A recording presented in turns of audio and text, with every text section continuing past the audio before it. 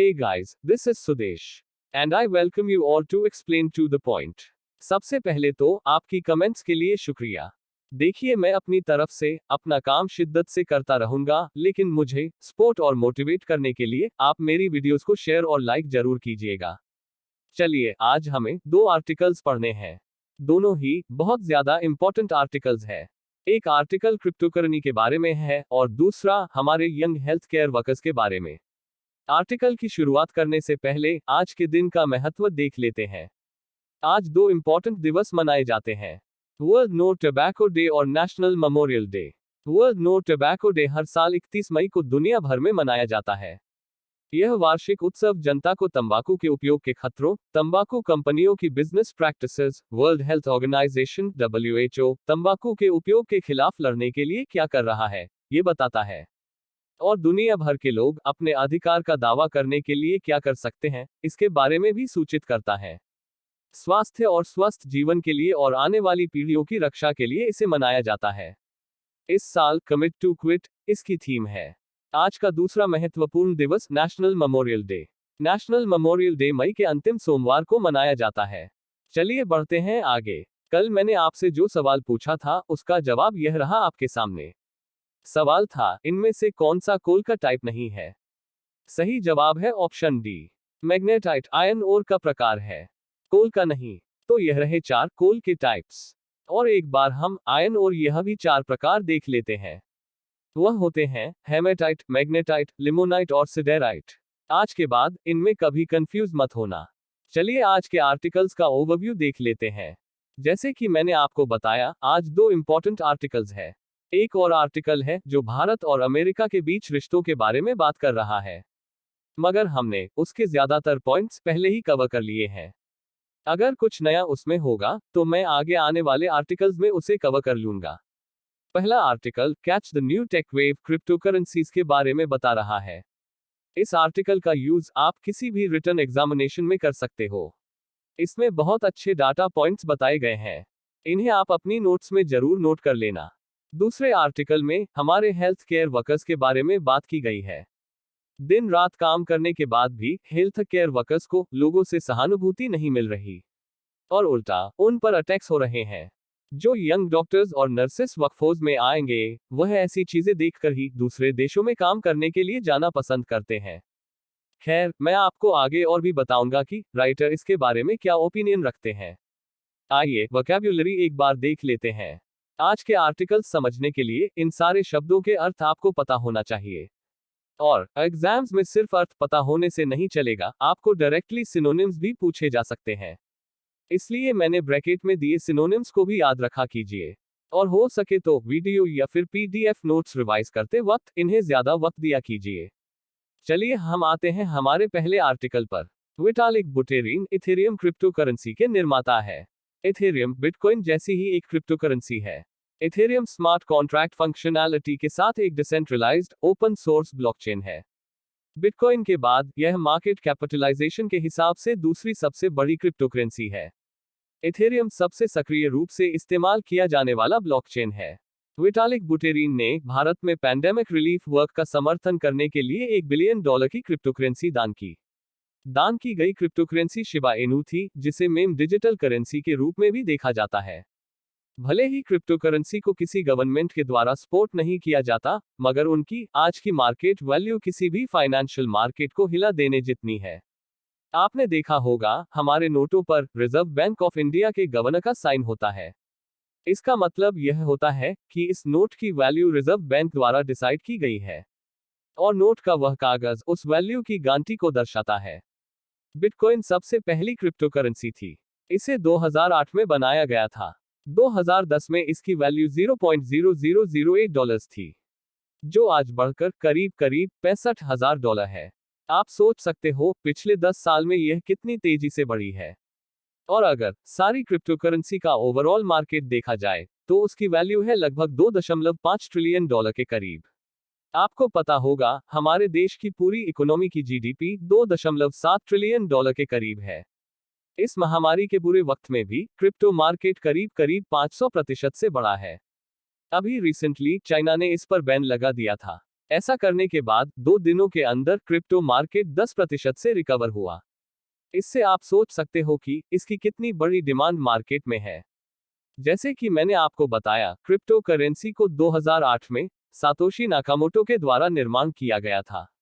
Bitcoin को उन्होंने पूरी तरह से decentralised peer to peer electronic cash system के रूप में बनाया। इसे किसी तीसरे पक्ष के फाइनेंशियल बैकिंग की आवश्यकता नहीं थी। क्रिप्टोकरेंसीज का बनना 2008 के फाइनेंशियल क्राइसिस का एक नेचुरल रिस्पॉन्स था। और हम भारत के बारे में सोचे तो राइटर का कहना है कि जो चीज समझ में ना आए उसे बार कर देना, और जिस चीज को कंट्रोल नहीं किया जा सकता उसे बैन कर देना हमारा रिफ्लेक्स एक्शन होता है। यह बात सच में हमारे सिस्टम के बारे में सही है। खैर, आपको एग्जाम्स पॉइंट ऑफ व्यू से हमारे देश में आज तक क्रिप्टोकरेंसीज के बारे में लिए गए डिसीजंस पता होने चाहिए। सबसे पहले रिजर्व बैंक ने 2018 में क्रिप्टोकरेंसी को बैन किया था। उसके बाद रिजर्व बैंक के इस डिसीजन को सुप्रीम कोर्ट ने 2020 में बदला। इस दौरान इंडियन गवर्नमेंट ने भी एक ड्राफ्ट बिल बनाया जिसमें क्रिप्टोकरेंसी को इल्लीगल घोषित किया गया था। यह बिल अभी तक चर्चा में है। बाद में भारतीय रिजर्व बैंक ने बिटकॉइन जैसी एक private blockchain supported official digital currency launch करने का निर्णय लिया। इसमें और बिटकॉइन में सिर्फ इतना फर्क है कि इसे रिजर्व बैंक की फाइनेंशियल गारंटी के तहत यूज किया जाएगा, जो बिटकॉइन में नहीं होता। देखिए, बिटकॉइन के मिस यूज को रोकने के लिए रेगुलेशन करना जरूरी है। इससे इन्वेस्टर्स की सेफ्टी भी इंश्योर की जा सकती है, जिससे फॉरेन डायरेक्ट इन्वेस्टमेंट ज्यादा आने का भी मौका मिलता है। ब्लॉकचेन का बेसिक आर्किटेक्चर एक ऐसा नेटवर्क है जहां लोग अपने कंप्यूटर में extra space and computational power share करते हैं ताकि एक ग्लोबल सुपर कंप्यूटर बनाया जा सके जो सभी के लिए सुलभ हो। देखिए, यह लाइन ब्लॉकचेन टेक्नोलॉजी समझने के लिए बहुत ज्यादा जरूरी है। अगर आपने यह लाइन एग्जाम्स में लिख दी तो मैं गारंटी देता हूं आपके ब्लॉकचेन के क्वेश्चन के कम से कम 2 मार्क्स जरूर बढ़ेंगे।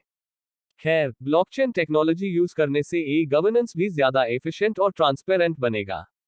इसके साथ साथ ही हमारा डिजिटल स्पेस ज्यादा निष्पक्ष बनेगा। 2021 के पहले क्वार्टर में, मतलब अप्रैल, मई और जून के महीने में ब्लॉकचेन स्टार्टअप्स में करीबन $2.6 बिलियन की इन्वेस्टमेंट बढ़ी है। इसमें से भारत में सिर्फ 0.2% की इन्वेस्टमेंट हुई है। आप समझ सकते हो यह कितनी कम है। इसलिए जो भी नए रूल्स बनाए जाएंगे उनमें इनोवेशन और इन्वेस्टमेंट्स को बढ़ावा देने वाले प्रावधान होने चाहिए। देखिए, भारत ने डिजिटल क्रांति के सभी पिछले फेजेस में देर से एंटर किया। जब सेमीकंडक्टर्स, इंटरनेट और स्मार्टफोन ने अपनी छाप छोड़ी तो हमें कैचअप करना पड़ा, जैसा कि हम अभी भी 4G और 5G पर कर रहे हैं।